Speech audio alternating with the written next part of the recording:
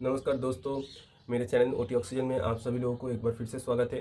तो आज मैं आप लोगों के साथ WP HRB के बारे में बात करूंगा। तो ये सेशन वीडियो का जो है ये बंगाली में ही मैं करना चाहूँगा।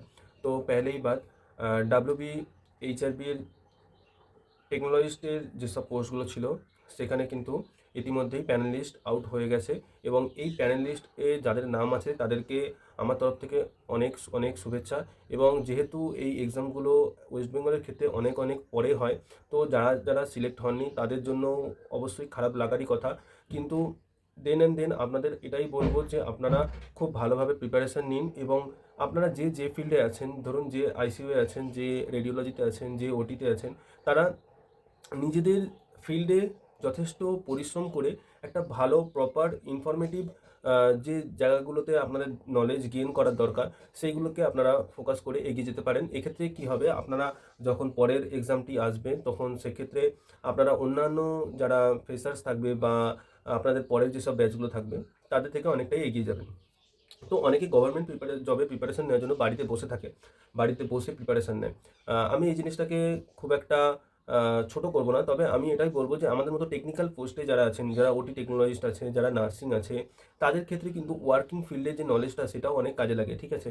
তো যারা যারা প্রিপারেশনের সঙ্গে সঙ্গে ওয়ার্কিং ফিল্ডের সঙ্গে যুক্ত আছেন, ধরুন আপনারা যদি 8 ঘন্টাও বা 6 ঘন্টা যারা যারা জব করছেন তাদের পক্ষে অবশ্যই নিজের টাইম দেওয়াটা একটু মুশকিল হয়ে যায়। কিন্তু যদি আপনারা এটা করতে পারেন, ওয়ার্কের সঙ্গে সঙ্গে প্র্যাকটিক্যালের সঙ্গে সঙ্গে যদি থিওরিটাকে ঝালিয়ে নেন, তাহলে কিন্তু আপনাদের অনেক বেশি সুবিধা হবে, ঠিক আছে? তো এবার আসা যাক মেন কথায়, যে যে জন্য আজকের ভিডিওটা করা আর কি। অনেকে জিজ্ঞাসা করছেন যে প্যানেল লিস্টে নাম আসার পরে যে প্রসেসগুলো হওয়ার কথা সেগুলো সম্পর্কে একটু বলার জন্য। তো দেখুন, প্যানেল লিস্টে নাম এসেছে আপনাদের। এবারে কি হবে, আপনাদের নাম, আপনার কোন ক্যাটাগরিতে আছেন, আপনাদের রোল নাম্বার এবং তার সঙ্গে আরেকটা জিনিস অ্যাড হবে, সেটা হচ্ছে আপনাদের পোস্টিং কোন হসপিটালে হচ্ছে, ঠিক আছে? তো সেই অনুযায়ী একটা লিস্ট আরেকবার বেরোবে এবং সেখানেই আপনাদের কাছে একটা মেলও আসবে এবং এই মেলে বলা থাকবে যে কত থেকে কত তারিখের মধ্যে আপনাদের জয়েনিং করতে হবে ওই নির্দিষ্ট হসপিটালে, ঠিক আছে? তো ধরুন আপনার কাছে, মানে আমি সাপোজ বললাম কারোর একটা SSKM-এ পোস্টিং পড়লো, তো সেক্ষেত্রে কী হবে, SSKM-এ পোস্টিং দেওয়ার যে রেগুলেশন সেটা তো একটা PDF-এ থাকবেই এবং আপনার কাছেও আলাদাভাবে একটি মেল আসবে এবং কি হবে যে ওখানেই লেখা থাকবে, ধরুন পরের মাসের 1 তারিখ থেকে 20 তারিখের মধ্যে আপনাকে ওই হসপিটালে গিয়ে জয়েনিং করতে হবে।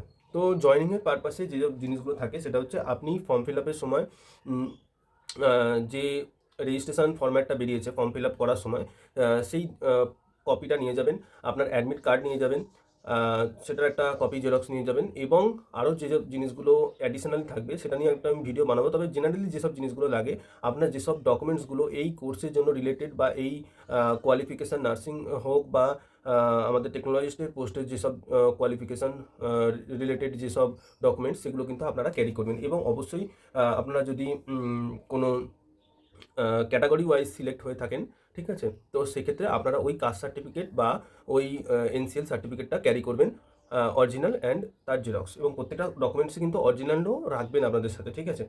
যখন খুশি ওরা ভেরিফাই ওটা করতে চাইতে পারে। এবং দেখুন, ডকুমেন্ট ভেরিফিকেশনের প্রসেসটা ক্লিয়ার হওয়ার পরেই আপনাদের কিন্তু জয়েনিং দিয়ে দেওয়া হয় এবং জয়েনিংয়ের পরবর্তীতে আপনাদের মেডিকেলটি করিয়ে নেওয়া হয়। মেডিকেলের মধ্যে বিভিন্ন রকম জিনিস থাকে, আলাদা আলাদা ইনস্টিটিউট সেখানে আলাদা আলাদাভাবে নিজেদের মধ্যে মেডিকেলটি করায়, ঠিক আছে? তো এই প্রসেসগুলি থাকবে এবং মেল আসার পরে আমি কিন্তু আপনাদের জন্য আরেকটি ভিডিও পোস্ট করব যে কীভাবে কোন কোন জিনিসগুলোর উপর ফোকাস রেখে আপনারা পরবর্তী স্টেপে যেতে পারেন, সেই নিয়ে আমি একটা ভিডিও করে দেবো। তো আজকের ভিডিওটি এই পর্যন্তই। ধন্যবাদ, সবাই ভালো থাকবেন, সুস্থ থাকবেন।